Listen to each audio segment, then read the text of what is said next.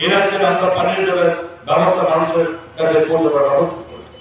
জনজাতি অঞ্চলের মানুষের যথেষ্ট দুর্ভোগ ছিল এবং সেখানে একটা পুকুর থেকে সেখানে পশু জানোয়ারকে সেখানে স্নান করাতো এবং সেই জলের থেকে মানুষের স্নান করতো এবং পানীয় জল সেখান থেকে তারা খেতে হতো এবং সেই ব্যবস্থা পরিবর্তন হয়েছে।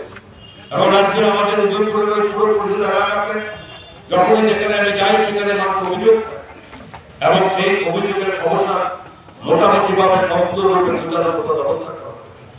আপনারা জানেন দীর্ঘদিন ধরে বন্দরে ট্রিটমেন্ট প্ল্যান্ট ছিল, যখন কোনো একটা সময় লোক সংখ্যা খুব কম ছিল এই পুরো এলাকাতে, তখন সেই ট্রিটমেন্ট প্ল্যান্টের মাধ্যমে মানুষের কাছে বিশুদ্ধ পানির জলের ব্যবস্থা করা ছিল। সময়ের সঙ্গে সঙ্গে যেখানে মানুষের সংখ্যা পরিবারের সংখ্যা অনেক বেড়ে গেছে, একটা ট্রিটমেন্টের প্ল্যান্টের মাধ্যমে সমস্ত পানিতে বিশুদ্ধ পানির জলের মতো ব্যবস্থা হচ্ছে না এবং তার বিনিময়ে আমরা এই সমস্ত ছোট ছোট প্ল্যান্টগুলো আমরা করেছি। আজকে এই প্ল্যান্টের মাধ্যমে 20 এবং 21 নম্বর ওয়ার্ডে সমস্ত মানুষ সরাসরি তাদের এই এলাকা এই প্ল্যান্টের মাধ্যমে তারা বিশুদ্ধ পানির জল পাবে। একটা সময় এটার সঙ্গে কানেক্টিভিটি ছিল চন্দন এলাকা, কিছুদিন আগে চন্দনে গিয়েছিলাম আমি, সেখানে মানুষের একই অভিযোগ যে জায়গাতে যে জলের ব্যবস্থা করা হয়েছে সেই জল পানীয় জল তো দূরে থাকুক, সেখানে ঠিক মতো হাত পাও ধুতে পারে না। আমি রিজার্ভ অফিসারদের বলেছি এবং সেটা কি হয়েছে সে পদে আশ্বস্ত করেছে ডিপার্টমেন্ট যে এই ট্যাঙ্কের মাধ্যমে পানীয় জল প্রত্যেকের কাছে বিশুদ্ধ পানীয় জল পাওয়া যায়।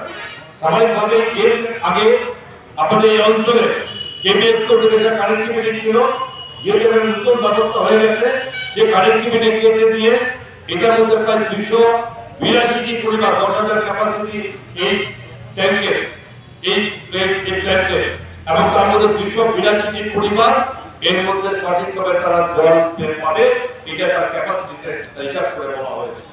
এবং আমি দেখেছি হিসাব করেছি এখানকার কাউন্সিলরকে যে কতটা পরিবার আছে, দেখা গেল 282 পরিবার নিচে যেখানে পরিবার হবে এখানে প্রত্যেকে জল পাবে, সুতরাং এইসব কোনো রকম কোনো প্রশ্ন কিন্তু থাকবে না। সঙ্গে সঙ্গে আমাদের এই প্রজেক্টের সঙ্গে সম্মান এরিয়াতে যারা এখানে সম্মান থেকে যেখানে আমাদের কয়েকজন কাউন্সিলর এখানে উপস্থিত আছেন এবং সেই কাউন্সিলরও তাদের এলাকার মধ্যে ওই ট্যাঙ্ক থেকে শুরু হয়ে যাওয়ার জলের ব্যবস্থা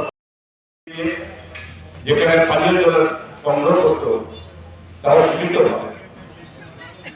তো আমরা এটা জানি যে মানুষকে যত খাদ্য দ্রব্য দেওয়া হোক, বাসস্থান দেওয়া হোক, কোন সমস্ত কিছু ব্যবস্থা করা হোক, কিন্তু পানীয় জল যদি সঠিকভাবে না পায় তাহলে মানুষের কিছু পাওয়া হলো না।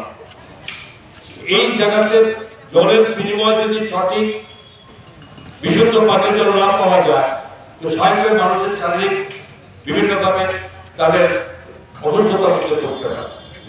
এটাকে মাথায় রেখে বিগত 7 বছরে যে ভারতীয় জনতা পার্টির সরকার এটাতে 2018 সালে আসার পর থেকে বিভিন্ন রাজ্যে বিভিন্ন জায়গা থেকে যাতে বিশুদ্ধ পানীয় জল মানুষের বাড়িতে পৌঁছানো যায়, বিনা পয়সার পানীয় জলের ব্যবস্থা করা যায়, দেশের যশস্বী প্রধানমন্ত্রী নরেন্দ্র মোদীজির উদ্যোগে। কারণ দেশের সঙ্গে আমাদের ত্রিপুরা তো যেখানে মাত্র 3% 2.5%-এর মধ্যে মানুষের সীমাবদ্ধতা ছিল, যে রাজ্যে জনসংখ্যার অনুযায়ী 2.5%-এর বেশি মানুষের বাড়িতে পানীয় জলের সংযোগ স্থাপন করা হয়নি।